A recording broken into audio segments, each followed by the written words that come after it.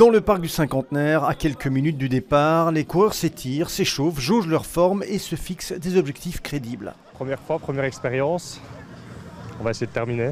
C'est quand même 3 mois d'entraînement, 4 fois par semaine, c'est quand même, c'est intensif. Ouais. Certains courent en solo, d'autres en couple, mais même s'ils font partie d'un groupe, lors de la course, ce sera chacun à son propre tempo. On a du 3h30, 3h45, 3h45, les semis, moi c'est plutôt 4h30 et 4h30, donc on va essayer un petit peu, si on peut, se soutenir. Et puis, mais je crois que c'est difficile de suivre, parce que si on suit, on n'est pas toujours sur son rythme. Cette joggeuse originaire de Berlin participe à son premier marathon.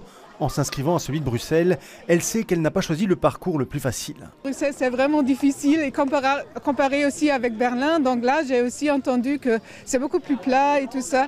Mais voilà, donc je suis ici, donc je vais essayer. Cette année, 13 000 coureurs de 65 nationalités différentes participent à l'épreuve bruxelloise. Un succès qui se confirme à chaque édition. Pour le marathon qui a commencé ce matin à 9h, il y avait 1800 participants. La distance avec la plus grande partie des participants, c'est le semi-marathon. Là, il y aura 8000 participants. Le vainqueur de cette édition 2017 du marathon de Bruxelles est le Kényan Stephen Kiplagat. Pour sa première participation, il termine en 2 h, 11 minutes et 43 secondes. Ça monte, ça descend et puis ça remonte. Oui, je serai là l'année prochaine. Quant au premier Belge, il termine en 4e position du marathon de Bruxelles. Il s'agit de David Stevens.